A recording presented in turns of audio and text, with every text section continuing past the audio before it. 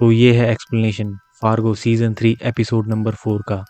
Episode 4 start होता है एक नरेशन सीक्वेंस के साथ। यहाँ पर सभी फार्गो के किरदारों को मशहूर opera Peter and the wolf के किरदारों से जोड़ा गया है। साथ ही बैकग्राउंड में वही म्यूजिक भी चलता है जिससे हर कैरेक्टर का सिंबल और भी गहरा हो जाता है। एमिट स्टसी जो सुबह अपनी टाई चुन रहा होता है उसे सॉन्ग बर्ड कहा गया है। रे स्टसी जो अपनी दाढ़ी मूंछ काट रहा है वो डक है। निकी स्वेंगो जो रे को एमिट का रूप देने के लिए एक विग पहनाती है उसे कैट कहा गया है। साई फेल्ड्स जो अपने ऑफिस में स्टसी पार्किंग लॉट्स का मॉडल घुमा रहा है उसे ग्रैंडफादर। यूरी गुरखा और मीमो जो वीएम वार्गा के विंग में एंट्री करते हैं वो हंटर्स हैं। और सबसे डरावना वार्गा खुद है द वुल्फ। वार्गा काफी क्वांटिटी में नाश्ता करता है और फिर वॉशरूम में जाकर जबरदस्ती उसे उगल भी देता है। इस कहानी का पीटर है ग्लोरिया बर्गल जो अपनी स्क्वाड कार चला रही है। नरेटर कहता है are you sitting comfortably, good then I will begin. और यहीं से असली खेल शुरू होता है। अब कहानी रे से जुड़ती है। रे एमिट का बेश बनाकर बैंक में पहुंचता है। बैंक में वो बक ऑलैंडर को ब्लफ करता है और उससे एमिट के अकाउंट और सेफ्टी डिपॉजिट बॉक्स का एक्सेस ले लेता है। ये सब प्लान निकी के बताए प्रिंसिपल ऑफ रिस्ट्रिक्टेड चॉइस से इंस्पायर्ड होता है। रे वहां से $10,001 निकालता है और जब बॉक्स खोलता है तो उसे उम्मीद होती है कि उसमें स्टैंप मिलेगा, लेकिन उसे अंदर मिलती है सिर्फ राख जो उसके फैमिली डॉग की थी। यानी एमिट ने रे से कई सालों पहले जो चीज छीनी थी वो यहाँ पर नहीं है।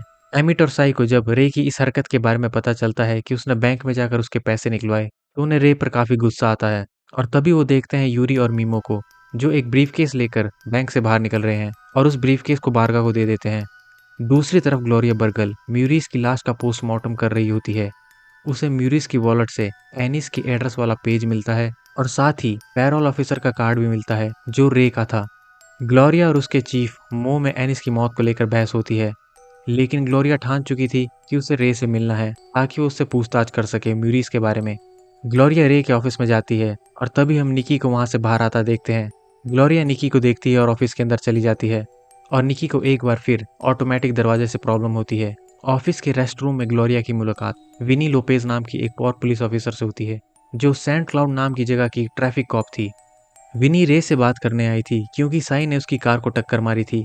जब साई रे की कार को नुकसान पहुंचा रहा था तब साई से गलती से एक और कार को टक्कर लग गई थी। जब ग्लोरिया आखिरकार रे से मिलती है तो उसे शौक लगता है कि रे का सरनेम भी एनिस जैसा है, स्पसी। वो रे से म्यूरिस की रॉबरी के बारे में पूछती है, लेकिन रे इसे आसानी से डिसमिस कर देता है। रे कहता है कि म्यूरिस ड्रग एडिक्ट था और उसका यूरिन टेस्ट भी फेल हो चुका था। ग्लोरिया बाहर निकलती है और उसे अपनी गाड़ी पर विनी का एक दोस्ताना नोट मिलता है। इन दोनों का कनेक्शन आगे और भी मजबूत होने वाला है। रे की जिंदगी और बिगड़ जाती है। उसका बॉस स्कॉटी पुलोवर और डिप्टी डायरेक्टर उसे निकी के साथ वाली पिक्चर्स में देख लेते हैं। रे समझ जाता है कि ये सब साई ने किया है। निकी को बचाने के लिए रे खुद पर ब्लेम ले लेता है और उसे अपनी नौकरी से हाथ धोना पड़ता है। बाहर निकलते समय साई उसे देखकर हल्का सा मुस्कुराता है जैसे उसे रे की हालत देखकर मजा आ रहा हो। अब विनी सीधा साई से मिलने पहुंचती है, वो भी यूरी और मीमो के सामने। वो साई से डिनर वाली इंसिडेंट के बारे में पूछती है और बताती है कि एक वेट्रेस कंपनसेशन चाहती है। साई असहज हो जाता है लेकिन सामने मासूम बनने की कोशिश करता है। उधर रे अपनी नौकरी खोने के बाद डिप्रेस्ड हो जाता है और अकेले बार में बैठकर शराब पीता है। इसी बीच वो निकी और अपने स्पॉन्सर बर्ड लर्ट्समैन से मिलने की इंपॉर्टेंट मीट को भी मिस कर देता है। अब स्पॉटलाइट वार्गा पर आती है। वो बिना बताए एमिट के घर डिनर पर आ जाता है। पहली नजर में वो चार्मिंग लगता है, लेकिन सीक्रेटली वो फिर से वॉशरूम में जाकर उल्टी कर देता है खाना खाने के बाद। डिनर टेबल पर वार्गा धीरे धीरे एमिट को मैनिपुलेट करना शुरू करता है। वार्गा एमिट से कहता है कि उसे अपना पार्टनर बना ले। जब एमिट मना करता है तो वार्गा उसे डराता है। वो कहता है कि तुम्हारी वेल्थ तुम्हें असली खतरे में डाल सकती है, जल्द ही लोअर क्लास तुम्हारे खिलाफ उठ जाएगी। वार्गा उसे याद दिलाता है कि उसे रे और निकी के फ्यूड का भी पूरा नॉलेज है। एमिट पहले इसे छोटा इशू बताने की कोशिश करता है, लेकिन वार्गा की बातों के दबाव में आकर कॉन्ट्रैक्ट पर साइन कर देता है।